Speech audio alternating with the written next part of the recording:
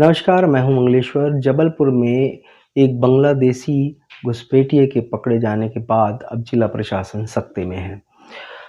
ये घुसपैठिया कई सालों से जबलपुर में रह रहा है और यहाँ का इसने अधिकतर डॉक्यूमेंट्स भी बना रखे हैं, लेकिन इसको आवश्यकता पड़ी पासपोर्ट की। आखिर पासपोर्ट की आवश्यकता किस वजह से पड़ी इसको, ये तो पुलिस की जाँच करने के बाद ही इस मामला सामने आ पाएगा। तो ये बताया जाता है कि इसने मतलब पासपोर्ट के लिए अप्लाई किया था और पासपोर्ट अप्लाई करने के बाद जो पुलिस वेरिफ़िकेशन होता है, पुलिस वेरिफ़िकेशन के समय जब पुलिस इसके घर पहुँची और दस्तावेज़ों की जाँच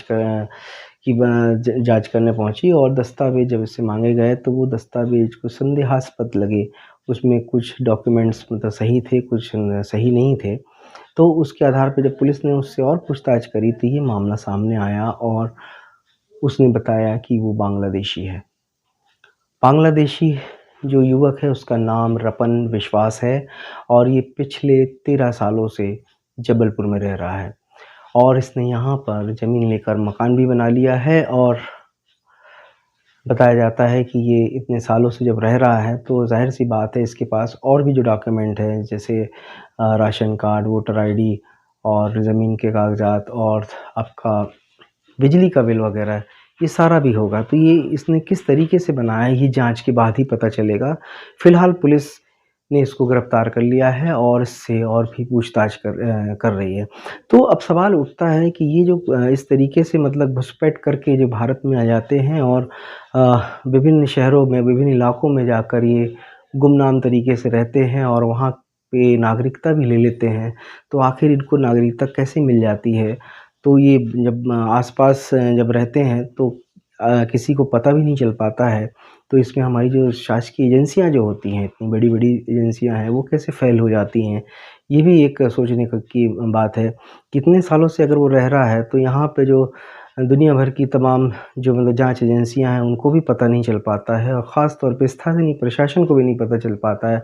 आस-पास के लोगों को भी पता नहीं चल पाता है और वो लगातार 13 सालों से जबलपुर में रह रहा है और ऐसा भी नहीं कि वो यहाँ पे मतलब शरणार्थी के तौर पर है और वो यहाँ पे मकान भी बना लेता है, मकान बनाने के बाद आराम से रह रहा है।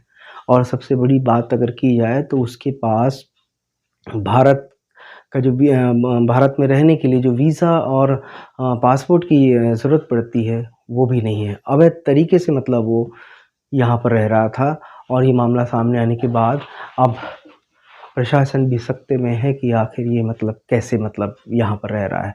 तो अब ये पूछताछ में उससे पता चलेगा कि उसके साथ और कितने लोग हैं जो जबलपुर में मतलब इस तरीके से अवैध तरीके से रह रहे हैं। वो अकेला है या उसका परिवार है या फिर उसके साथ में और भी कितने लोग हैं, ये पुलिस की पूछताछ के बाद ही पता चल पाएगा। बहरहाल पुलिस अब इसकी जाँच कर रही है और उसको हिरासत में ले लिया है। हिरासत के बाद ही पता चल पाएगा कि आखिर वो यहाँ कैसे पहुँचा।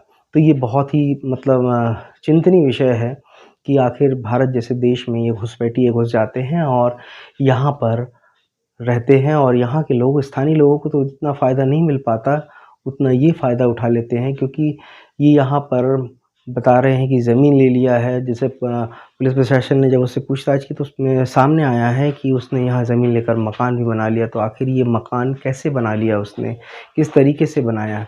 ये तो जाँच के बाद ही पता चलेगा क्योंकि ज़मीन खरीदते समय बहुत से डॉक्यूमेंट्स लगे होंगे, तो वो डॉक्यूमेंट्स भी कैसे बने? तो ये तो पुलिस को अब नए सिरे से जाँच करना चाहिए और कड़ी दर कड़ी मतलब जो होता है, उस पे एक-एक पहलुओं पर नज़र रख के उन लोगों तक भी पहुँचनी चाहिए कि जो दूसरे डॉक्यूमेंट हैं, वो उपलब्ध कराएँ। तो इसमें कहीं न कहीं उन दलालों का भी है जो और बिचौलियों का भी काम है, जो इस तरीके से मतलब काम करते हैं और लोगों को पहचान भी नहीं पाते और उनको आराम से मतलब सारे जो डॉक्यूमेंट होते हैं, दस्तावेज़ होते हैं, वो उपलब्ध करा देते हैं। तो और रपन विश्वास नाम का आदमी जो कि थाना गौरीघाट में पोली पाथर कस्बे में रहता था, उसके पासपोर्ट सत्यापन करने के लिए जब वहाँ टीम गई थी तो वह ठीक से दस्तावेज नहीं दिखा पाया। जब जांच की गई तो पता चला कि वह वर्ष 2009 से बांग्लादेश से भारत आया है और बिना वैध पासपोर्ट और वीज़ा के यहाँ रह रहा है। इसकी पूरी तरह तस्दीक किए जाने पर उसके खिलाफ पासपोर्ट अधिनियम के तहत कार्रवाई की गई है तथा उसे गिरफ्तार कर लिया गया है और प्रकरण में विवेचना की जा रही है। जबलपुर में कब से रह रहा था सर? जबलपुर में ये 2009 में यहाँ आने के बाद और 2010 से ही यहाँ जबलपुर में आ गया था और ज़मीन खरीदकर पोली पाथर ग्वारी घाट में रहने लगा था। तो अब पुलिस जब जांच करेगी, जांच करने के बाद ही आगे का मतलब खुलासा हो पाएगा कि आखिर वो इतने सालों से 2009 से बता रहे हैं कि वो यहाँ पर रह रहा है, तो आखिर किस उद्देश्य से यहाँ मतलब रह रहा है और यहाँ कैसे पहुँचा? सबसे बड़ा सवाल यही उठता है कि आखिर वो बांग्लादेश से यहाँ तक पहुँचा कैसे? या कोई उसका परिचित वाला था या फिर कोई उसका सगा-संबंधी था यहाँ पर, जिसके थ्रू वो यहाँ पर आया। तो अब ये पुलिस की जाँच के बाद ही इस बात का खुलासा होगा कि आखिर वो पहुँचा कैसे। रपन विश्वास नाम है उसका और वो पिछले मतलब 13 सालों से जबलपुर में रह रहा है। और ये मामला तभी सामने आ पाया जब उसने पासपोर्ट के लिए अप्लाई किया था और पासपोर्ट अप्लाई करने के बाद जब पुलिस वेरिफ़िकेशन होता है, तो पुलिस वेरिफ़िकेशन में पुलिस खुद जाकर देखती है कि वो व्यक्ति वहाँ पर रहता है कि नहीं था, उसके दस्तावेज़ों की जाँच होती है और जब पुलिस के दस्तावेज़ों की जाँच करने पहुँची, तो ये खुलासा हुआ।